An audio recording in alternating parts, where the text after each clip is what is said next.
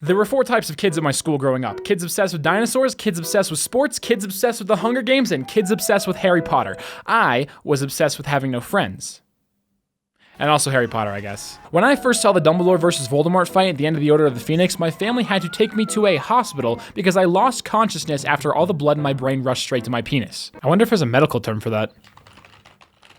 Holy shit, there is. Both of them start by shooting the same boring laser beam that we see with every other fight in this series, but Voldemort quickly realizes that the killing curse alone will not be enough to win, so he's forced to get creative. The motherfucker breathes fire and then warps it into a giant lava snake which lunges at Dumbledore, who absorbs the flames and redirects them right back. Then before you even have time to comprehend what just happened, Dumbledore says, and bam, he's waterbending the fountain to trap Voldemort. This is what a wizard battle is all about. 2 genius sorcerers creatively using everything at their disposal to overpower the other. Seeing this fight was the single greatest thing to ever happen to my 10-year-old self, and I have been chasing that high via wizard games ever since. How's it going, assholes? My name is TheStellarJay, and the world is in desperate need of a good wizard game. It causes me immense physical pain to admit that Wizard 101 is probably the most mainstream wizard game ever released. Seriously, why is that? Well, if 19 years of watching shitty YouTube videos has taught me anything, it's that shitting on a greedy AAA studio is never a bad starting off point. Skyrim set the bar for wizard combat unfathomably low. The game features over 100 spells with a magic system as vast as an ocean and about as deep as a tweet from Jaden Smith. Not that I'm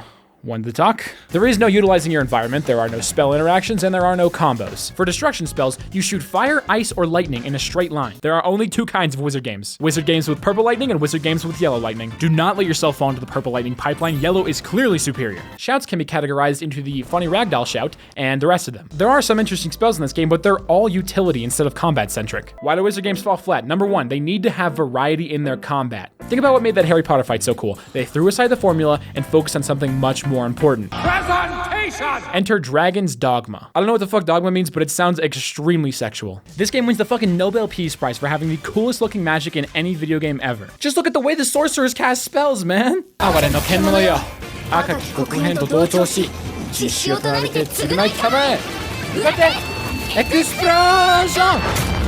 I spent 2 years learning Japanese for that joke, please subscribe. Unfortunately, the mage class doesn't scale very well into the late game, and it's simply more worth your time to pick ranger, which is coincidentally exactly the same as in Skyrim, where late game wizards are about as useful to the kingdom as YouTubers are to society. Number 2, wizards should be powerful and I should feel cool as fuck for being one. A wizard would destroy you in a fight. It's not an episode of anime, motherfucker, wake the hell up. This fight is the highest level wizard duel we see in all of Harry Potter, and the sheer scale of everything is a huge part of what makes it so enjoyable. At first glance, it seems like Terraria has everything going for it. There's over 70 unique spells, a bunch of armor sets, and hordes of items to change up builds. It also scales extremely well with the other classes. Check it out, chat, I call this my gaydar.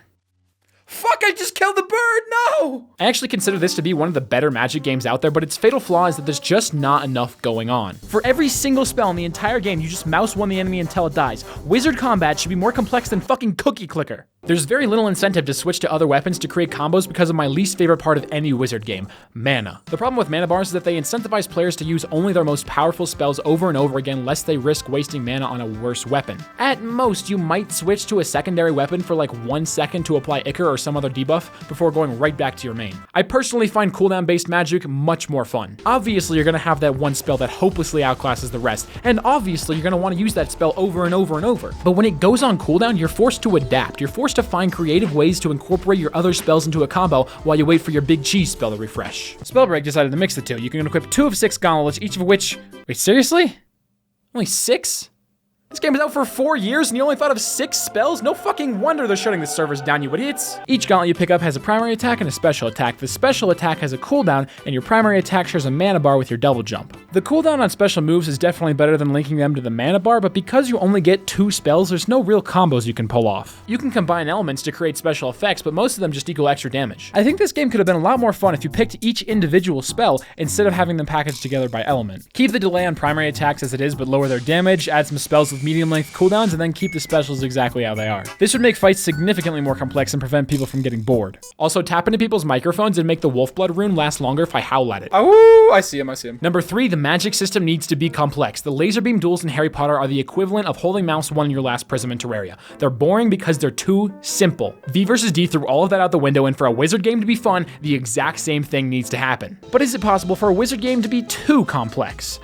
Yes. Very much yes. The amount of spells and spell interactions in a wizard game is directly proportional to the amount of crack cocaine ingested during the development process. This is the universal law of wizard games, and if it is to be believed, then we're going to need a fucking SWAT raid on Nala Games as soon as humanly possible because Noita is fucking insane. This is the only wizard game that I've played that actually lets you create your own weapons by mixing spells together. If I was the developers, I would add an Among Us spell. Appeal to younger audience. Check. As you play the game, you'll find or buy wands that let you equip different spells to them. Wait a minute, Joe, your wand shoots in bursts of 4 with a 1-second delay between them. Why?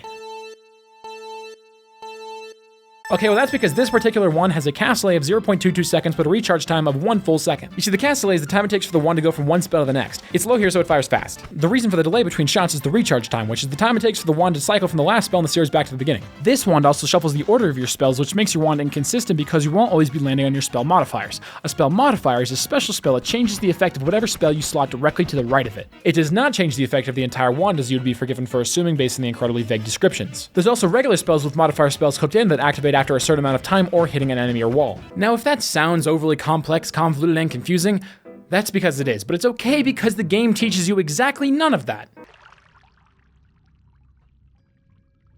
Is this a fucking joke? I currently have about 10 hours in this game, and I can say with confidence that at least half of that time was spent sitting in this dumbass temple between levels just figuring out how to make my wand half decent. And that's just the spell system! I haven't even scratched the surface of how confusing this game is. One time I spent literally 30 minutes figuring out a crazy luminous drill wand, and then I died in one shot because I stepped in some random fucking puddle that turned me into a sheep.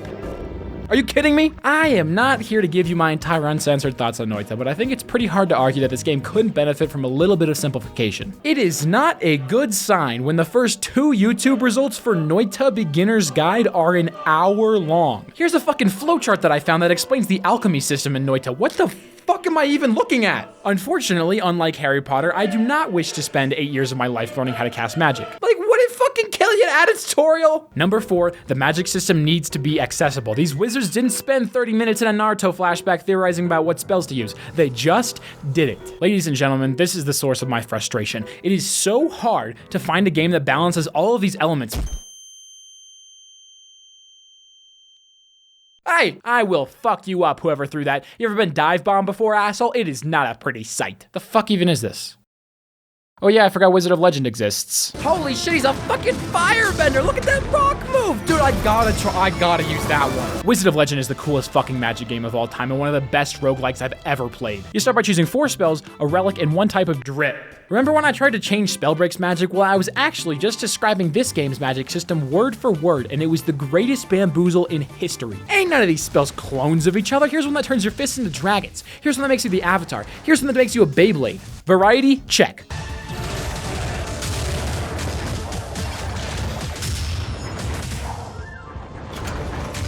Just gonna check that one off too while I'm at it.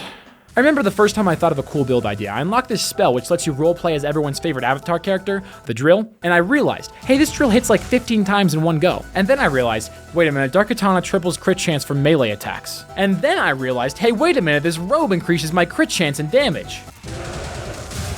There are so many synergies and ways to become overpowered as shit. You always get to start with 4 really good spells that complement the rest of your kit perfectly, but because of the randomized loot and cooldowns, you are forced to get creative with how you tackle enemies. And that level of unpredictability is also what makes it so satisfying when you do get a god run. Any spell that looks like dog shit can become broken as shit if you put enough thought into your build.